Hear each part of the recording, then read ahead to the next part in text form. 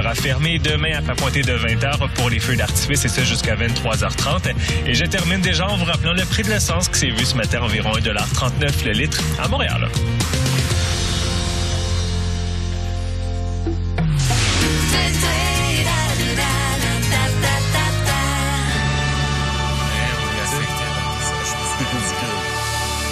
Hallelujah! Félicitations, l'émission va s'appeler Face à Face. Ça sera diffusé à quelle heure, à compter de quand et pourquoi? On aurait pas appelé... Ah, je cherchais mon téléphone, justement. Mais c'est pas grave, on continue pareil. C'est de l'autre côté. C'est ton téléphone? Ben oui, qui joue un petit xylophone en bois. C'est fatigant, je le sais. Alors, non, mais on aurait pu appeler ça Coco Buns aussi. Coco Buns. Oui, parce que c'est face à face. Ben, ça va être de 10 à 11. Moi, l'autopromo, là, on peut passer à un autre sujet, là, mais c'est de 10 à 11. J'aime pas parler de moi, tu sais, Guildas. C'est même malade. Je vais parler de Bernard Drainville ce matin. Mais oui, là, vu que tu vas sauver le PQ. Mais écoute, moi, là, je me demande, ces gens-là sont-ils déconnectés de la réalité? Laisse-moi y penser. Oui. Oui. Là, Bernard Drainville invite les gens, mesdames et messieurs, vous êtes tous conviés à une grande saison des idées, encore une fois. Encore une fois. On sollicite votre appui, on est en manque de ressources intellectuelles, on veut savoir comment renouveler le PQ et on veut vos idées. Hey, ces gens-là veulent nous gouverner, mais ils font appel au peuple pour avoir des idées. Alors, c'est quoi ce leadership-là de fond de caisse? C'est ridicule. Ils ont tellement pas d'idées qu'ils demandent à vous, là, dans votre salon, matin, vous venez de vous lever. Pouvez-vous nous aider à nous sauver? On est en panne sèche intellectuelle. Pauline nous a emmenés au bord du gouffre. Même notre leader nous inspire plus. On a besoin de vous, ça presse. Je me suis donné l'été pour aller me ressourcer à Baie-des-Brises, à Saint-Stanislas de Kostka. Ah, Saint-Stan. Daniel Turp avait fait ça. Oui, c'est vrai. T'en souviens-tu? Il était allé écrire un grand livre sur l'an 1 de l'indépendance. Il était je me souviens, il était au chalet en speedo avec son... Oui, écoute, Baie-des-Brises, c'est tellement inspirant. Écoute ça, puis Mont-Tremblant, c'est de la petite bière. Écoute, je sais pas, j'ai pas réfléchi c'est ridicule. à ça, là, mais c'est parce que le Parti québécois, il y a un vice de fabrication, tu comprends? C'est l'article 1. Oui. Puis oui, ben oui. C'est plate. Qui là. fait une coalition de n'importe quoi, de toute tendance, exactement. autour d'une idée. C'est un parti pas gouvernable. D'une idée qu'ils ne veulent plus. Ils cherchent un moyen pour s'en sortir. Comment est-ce qu'on pourrait tasser ça? Alors ça, c'est signe, encore une fois, que notre ami Jean Charest va être réélu haut la main. Ton idole. Ah oui, oui. Deux petites nouvelles, par exemple. Je sais que tu veux me parler de la mairie de Montréal, mais je veux pas. Alors, scruter les dépenses des municipalités. Tu dis ça, Julie? Non, j'ai dit, moi, je veux pas. Je veux pas parler de la mairie de Montréal. Mais c'est ce que tu fais là. T'en parles? Oui, mais parlons de municipalités au sens large. Le ministère des Revenus va enquêter sur une centaine de municipalités au Québec. Mais pas Montréal.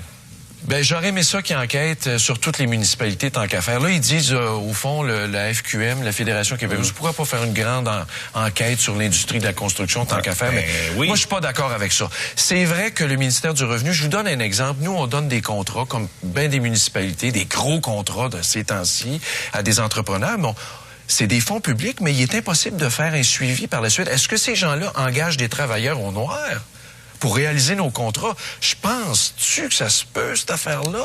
Que des contracteurs prennent des fonds publics, puis après, engagent des gens, pas de carte, travailler ces chantiers?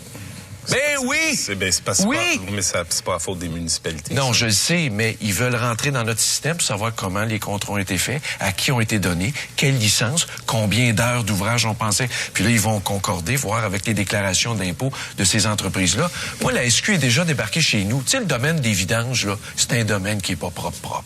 Et à un moment donné, on a une compagnie de vidange qui avait des contrats et la SQ débarque. Attention. Je nomme pas de nom, mais on sait très bien que la construction, les vidanges, il y a des secteurs de l'économie où il y a beaucoup d'évasion fiscale. Et saviez-vous ce que le gars des vidanges faisait? Saviez-vous? Il prenait notre contrat, il déclarait notre tonnage, puis il l'amenait dans une autre municipalité, puis là, excusez l'expression, il fourrait l'autre municipalité en lui chargeant notre tonnage, puis il promenait les tonnages d'une municipalité à l'autre. Alors, ça, c'est un exemple de fraude. Alors, imaginez ce qu'on peut faire avec les fonds publics quand on a des sous-contractants. Mais alors, pourquoi le ministre du Revenu dit on fait une enquête sur les municipalités? C'est pas sur les municipalités, non, donc. Ils se servent de nous pour avoir accès à des données privilégiées. Et je leur dis bravo. Il est temps que ça arrête, ce niaisage-là. Moi, je peux te nommer des contracteurs dans ma région qui se vantent de dire, écoute, on va faire affaire avec toi, mais on engage au noir. Ah oui, et là, c'est terminé. Non, nous, on veut pas. Mais soyez clairs et dites que vous enquêtez sur les compagnies de construction. Non, mais c'est ça, c'est pas sur les gestions municipales. À Montréal, ça prendrait une commission d'enquête permanente juste sur Montréal. Ben, il va en avoir une quand tu vas être maire. Mais excuse-moi. Non, mais tu sais, quand t'es maire de Montréal, tu dis que t'es pas au courant, là. Tu violes ton premier devoir en vertu de la loi, c'est d'être au courant. Absolument. Puis rapidement, bravo à l'Église catholique au Québec, Monseigneur Saint-Gelais, l'évêque démissionnaire de Nicolet, qui a dit qu'il était pour l'ordination des femmes. Et il y a 75 ans. C'est donc rafraîchissant d'entendre ça. C'est plate qu'ils le disent quand ils démissionnent. Oui, oui. Puis tu sais que le Québec a été avant-gardiste, là. Dans la première femme dans l'histoire de l'Église catholique à s'occuper d'une paroisse, c'était au Québec. C'était où? Je sais pas, tu vas me dire. En Montérégie. En Montérégie, c'était Saint-Michel-Archange. Sœur Claire Richer, qui avait boudé l'avenue du Pape en 85 en disant, ce gars-là est assez rétrograde, que j'irai pas, moi, faire des au stade olympique. Et il chantait « Mon cher Jean-Paul ». Ouais, quand les lumières flashaient. Là. Flash tes lumières, là, c'est pas... comment est-ce qu'il s'appelle? C'est pas Parent qui inventait ça, là, c'était pour Jean-Paul II. Alors, bonne fin de semaine à tous. C'est fini, là? Ben oui, j'ai fini. Toute chronique. OK. T'es sûr? Oui, alors je vais aller m'occuper de ma ville.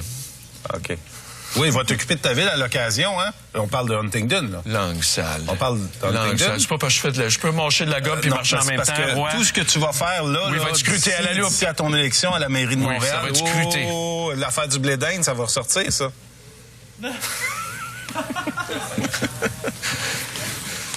Ben, Stéphane, en fait, tout ce qu'il va faire, c'est échanger un poste de maire contre un autre. Échanger. Bonne fin de semaine. C'est votre revue de presse tout de suite après. Il va faire beau en fin de semaine, on est content. Ça sent le cocktail.